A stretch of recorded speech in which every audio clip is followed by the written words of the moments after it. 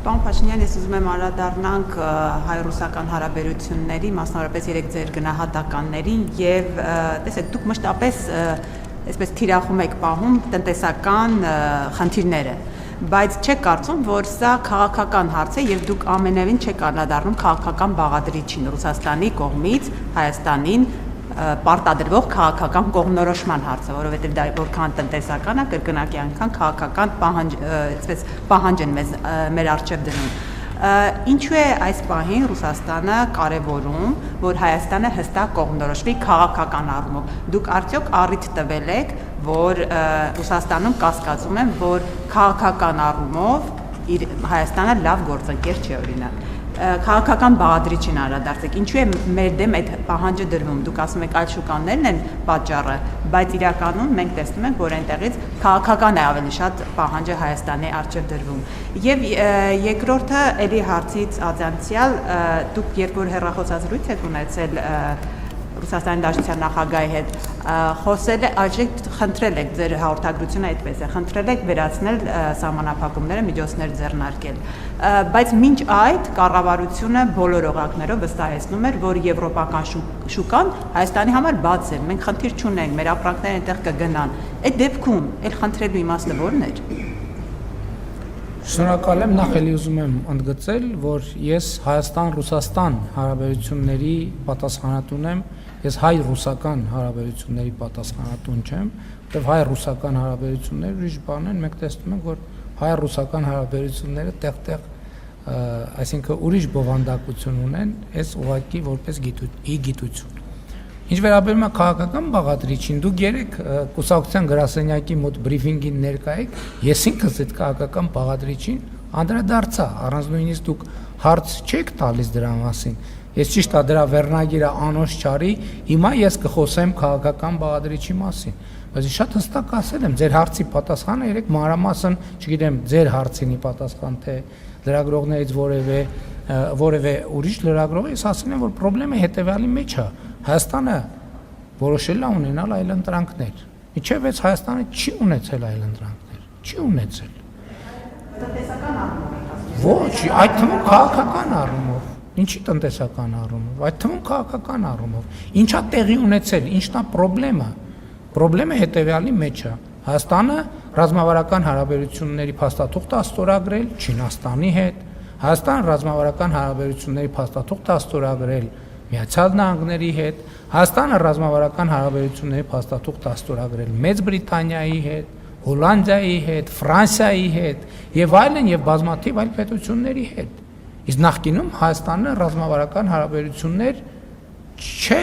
չուներ կամ չէր կարող ունենալ այսքան գործընկերների հետ։ Խնդրեմը այդտեղ է։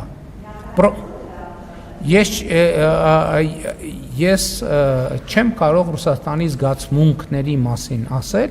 ես կարող եմ ասել, որ Ռուսաստանը խնդիր է տեսնում այդտեղ, եւ այդտեղ էլի էքսկլյուզիվության բաղադրիչ կա, կամ մեծ խնդիրը հետևյալն է, կամ էքսկլյուզիվ են հարաբերությունները, կամ հարաբերություններ չպետք է լինեն։ Մենք չենք ընդունում այդ մոտեցումը։ Մենք ասում ենք հարաբերությունները էքսկլյուզիվ չեն, բայց հարաբերություններ պետք է լինեն։ Եվ սա լեգիտիմ դիրքորոշում է, սրա մասին է խոսքը։ Ինչ վերաբերում է կողմնորոշվելուն, ես ասում եմ, մենք մեր պատմության փորձը ցույց է տվել, տեսեք, դուք ասում եք լավ գործընկեր, թե լավ գործընկեր չի Հայաստանը։ Հայաստան 2022 թվին ինչով լավ գործընկեր չէր, որ հավաքական անվտանգության պայմանագրի կազմակերպությունը իր ֆունկցիաները չկատարեց։ Ինչով լավը չէր Հայաստանի Հանրապետությունը։ Ինչ էր արել Հայաստանի Հանրապետությունը։ Ում էր վատություն արել Հայաստանի Հանրապետությունը։ Հայաստանի Հանրապետությունը ինչով էր վատը, ինչ վատ բան էր արել Հայաստանի Հանրապետությունը,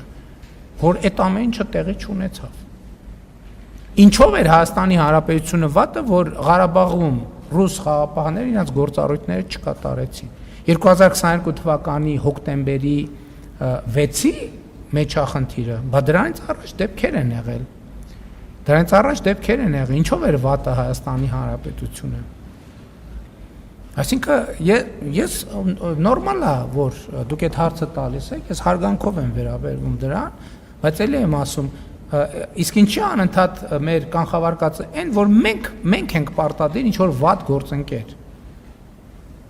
Կամ Հայաստանի Հանրապետությունը ում էր ինչ արել, որ Բելարուսի նախագահը հայտարարի, որ գիտեք ինչ, դե Հայաստանը ումա պետք։ Ինչն էր վատ արել, Հայաստանի վատություններ արել ինչ որ մեկին։ Բելարուսին վատություններ արել Հայաստանի Հանրապետությունը։ Ոնց կարելի է երկրի, ինքնիշխան երկրի մասին այդպես խոսալ։ Հիմա մենք ցույց ենք տալիս, թե ումա պետք Հայաստանի Հանրապետությունը։ Հարգարժան գործընկերը Բելարուսի նախագահը փնտրում եւ չէր գտնում այդ հարցի պատասխանը։ Հիմա մենք ցույց ենք դնում այդ հարցի պատասխանը։ Հայաստանի Հանրապետությունը պետքա Չինաստանին, Միացյալ Նահանգներին, Եվրամիությանը, Իրանի Իսլամական Հանրապետությանը եւ այդ բոլոր գործընկերներն էլ Հայաստանի Հանրապետությանն են պետք։ Մեծ հարգանքով Վրաստանին, Վրաստանը Հայաստանի Հանրապետությանը շատ պետք է, Հայաստանի Հանրապետությունն է Վրաստանին է պետք, Ֆրանսիային, Գերմանիային, Լեհաստանին, Մեծ Բրիտանիային։ Այս է ամբողջ պատմությունը։ Շուկաներն են, շուկաներ։ Որովհետև խնդրել եմ այս տրամաբանությամբ, որ ես չեմ ընդունում, որ կամ հարաբերությունները էքսկլյուզիվ են, կամ էլ չկա հարաբերություն։